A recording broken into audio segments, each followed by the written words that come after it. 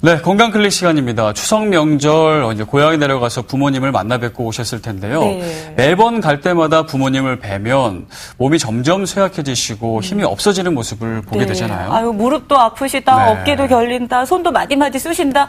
사실 너무 마음이 불편하고 힘겹고 어떻게 좀 해드릴 방법은 없는가. 이게 사실 그 퇴행성 관절염이라고 하는데 네. 알아도 또 알고 있어야 되는 상식 중에 하나가 아닐까 싶어서요. 오늘 퇴행성 관절염에 대해서 좀 더 알아보도록 하겠습니다. 네, 오늘 퇴행성 관절염에 대해서 말씀을 전해주실 분 만지사랑병원 변재영 원장과 함께하겠습니다. 네, 안녕하세요. 네, 먼저 퇴행성 관절염이 어떤 건지, 그리고 또 이 어르신들께서 보통 무릎이 쑤시다라는 얘기를 많이 하는데요. 그 무릎이 쑤시는 게 이 퇴행성 관절염이 와서 그런 건가요?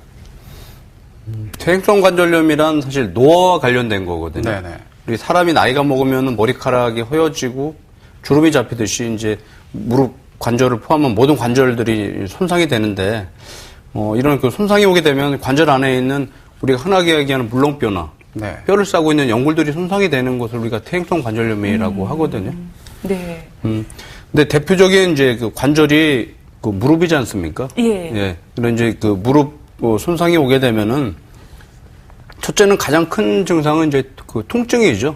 아픈 건데 그 통증은 가만히 있어도 아프지만은 무릎을 구부리거나 필 때 아니면 뭐 이제 걸어 다닐 때 계단 오르내릴 때 이제 통증이 심해지고요. 이것이 점차 심해지면 이제 가만히 있어도 아픈데 보통 이것이 점차 진행이 되면서 다리가 휘기도 하는데요. 예. 이것이 진행되면 이제 그 걷는데도 지장이 있을 수 있거든요. 잠깐 그 동영상을 한번 보시겠습니다. 네. 이분은 뒤에서 이제 본 그림인데, 예, 왼쪽 다리가 예, 왼쪽이죠. 지금 왼쪽이 좀 이렇게 쩔뚝거리고 걸으시잖아요. 좀 불편해 보이세요. 다른 한 분은 양쪽 무릎 다 관절염이 있으신데 뒤에서 보면 이렇게 다리가 오자 다리가 되죠. 가운데가 벌어지잖아요. 그죠? 벌어지고 빨리 못 걸어요. 이제 아프니까 빨리 못 걷고 다리가 휘고 그런 이제 것들이 대표적인 증상이고 대부분 젊은 사람이나 그 나이 그 어린이들에 관련된 무릎의 통증하고는 좀 부모님들의 그 무릎의 관절염의 증상은 좀 다르죠. 일단 봐도 눈에 띄니까요. 네. 그래도 검사를 좀 받아보셔야 될 것 같은데요. 네네. 어떤 검사 받으셔야 정확하게 진단할 수 있을까요?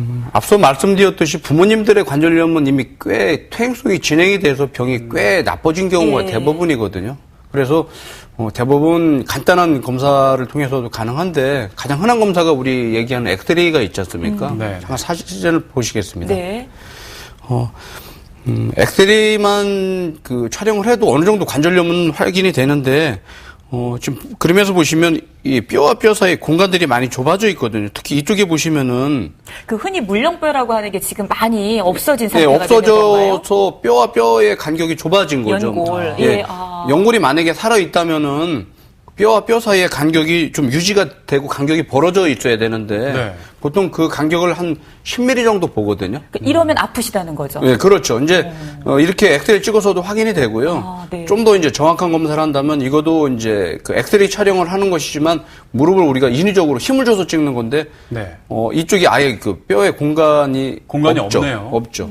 여기는 조금 남아 있죠. 그러니까 양쪽 다 관절염이 있지만은 이쪽은 좀 한 중간 정도의 관절염이라고 하면은 이쪽은 연골이 아예 없는 거의 이제 마지막 단계의 관절염이라고 그렇게 이해하면 될 것 같아요. 그래서 옷자다리가 되셨군요. 예, 그렇죠. 안쪽이 이제 그 공간이 없어지니까. 네. 그러니까 걸으실 때 얼마나 힘드시겠어요. 그렇죠? 네. 근데 이제 또 안 그래도 걷는 게 힘든데 병원 이제 치료 다니는 것도 힘드실 것 같은데 치료가 좀 복잡한가요? 어떤가요?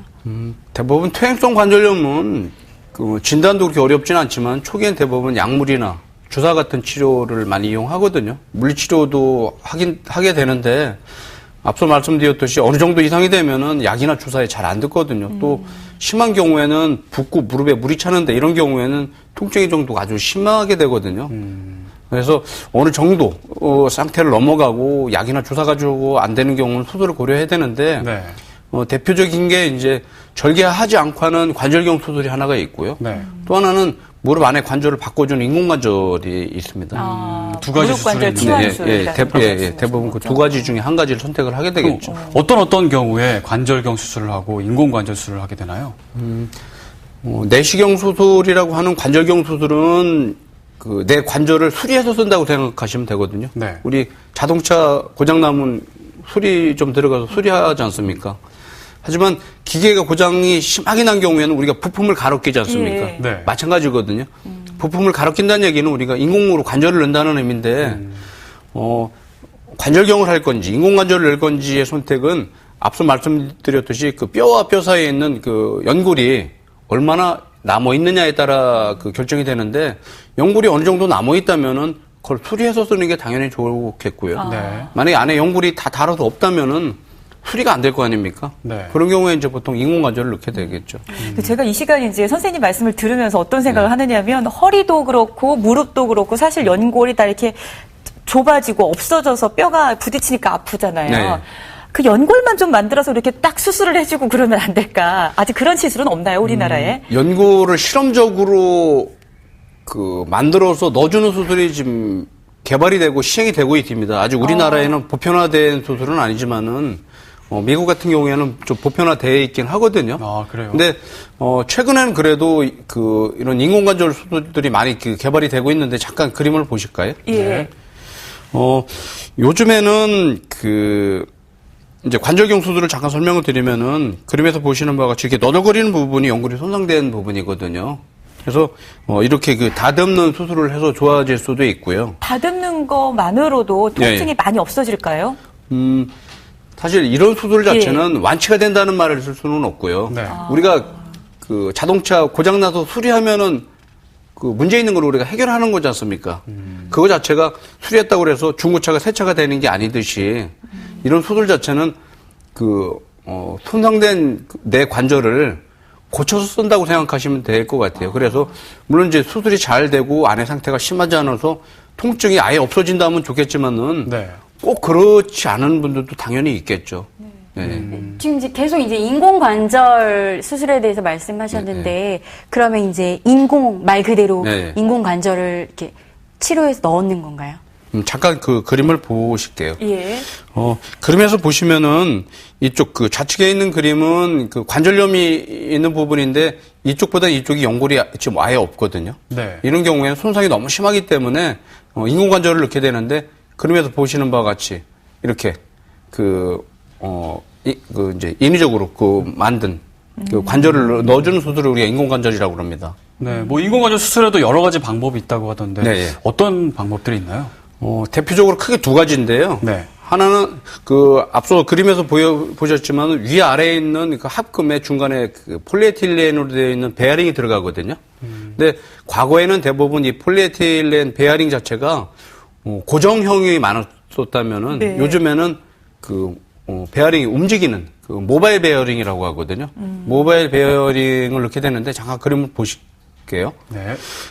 이쪽 좌측에 있는 그림은 이쪽에 보면 중간에 이게 쇠 막대 같은 게 하나가 보이지 않습니까? 이것들이 이제 베어링을 고정하는 거라면은 이쪽에 보이는 그림은 베어링이 고정이 안 돼서 움직이는 그림인데, 이 옆에 있는 것은 베어링이 고정이 된 거고요. 이쪽은 베어링 자체가 움직이는 건데 이 하얀 부분이 베어링이 되겠습니다. 네. 그럼 베어링이 있는 거가 어떤 효과가 있는 건가요? 장점이라고 할까요? 큰 차이가 있는데요. 베어링이 움직임으로 인해서 관절이 훨씬 더 부드럽고요. 그렇게 되겠죠, 아무래도. 그러니까 요즘 수술 방법이 전보다 많이 많이 달라지고 발전이 돼 있죠. 좋아졌다는 네. 얘기로군요. 또 하나는 우리가 무릎을 이렇게 움직일 때 단순하게 구부리고 피는 것만이 아니고 이게 로테이션도 이게 돌아가기도 하지 않습니까? 이런 모바일 베어링을 넣음으로 인해서 무릎을 돌아가게 할 수도 있고요. 또 하나는 이 모바일 베어링 자체를 넣는다는 거는 위아래 관절 사이의 유격을 정확하게 맞춰주는 수술을 전제로 하기 때문에 네. 무릎도 많이 구부러지고 또한 유격이 잘 맞기 때문에 무릎에 힘이 들어가거든요. 힘이 들어간다는 얘기는 어느 정도 힘든 일도 하실 수 있다는 얘기예요. 그렇군요. 네. 근데 수술이 잘 되면 좋을 것 같은데 우리 어르신들이 연세가 있으시잖아요. 그래서 이 치료를 어떻게 잘 이렇게 이겨내실 수 있을지 또 그게 또 걱정이 돼요. 대부분 수술하면 이제 겁나시니까요. 가장 큰 불편감은 통증이거든요. 대부분, 많이 아프진 않아요? 예, 아프죠. 근데 많이 아픈 수술인데 요즘에는 무통과 관련돼서 여러 가지 좋은 치료 방법들이나 주사나 약이 있기 때문에 네. 그렇게 걱정하시는 것만큼 큰 통증이 있지는 않습니다. 네, 네. 이게 혹시라도 이게 지금 잘 걸을 수는 있을지, 굽힐 수는 있을지, 네. 이런 걱정할 수밖에 없고, 네. 너무 부자연스럽지는 않을지, 이런 네. 걱정하기 마련인데요. 요즘에 어떻게 괜찮은지 모르겠습니다. 대표적인 게 환자분들이 질문하는 것이 이제 구분다리가 펴지는가 한 질문인데요. 잠깐 그림을 보겠습니다. 옆에 보이는 것은 수술하기 전의 그림이라면은 이것은 수술하고 나서의 그림이거든요. 구분다리가 많이 교정이 되어 있죠. 정말 그러네요. 예. 또 하나는 이제 수술하고 나서 잘 걷느냐는 질문하는데 대부분 수술하기 전에 보시면은 워낙 통증이 심하기 때문에 제대로 못 걷지 않습니까? 저분도. 다리도 많이 벌어져 있고 쩔뚝거리죠. 이렇게 많이 옆으로 아프시니까 띠뚱띠뚱하게 그러신 걷게 되는데 이거 같은 분입니다. 수술하시고 나서 이제 한 6개월 이상이 지나서 찍은 건데 일단 다리가 어머나. 곧아졌고요. 오, 젊어지셨네요. 네. 확 달라지셨네요. 아, 그래서 걷는 거에 대한 우려감은 워낙 수술하기 전에 이제 통증이나 휘임이나 이런 보행이 힘들기 때문에 많이 좋아지신다고 이해하면 될 것 같아요. 네.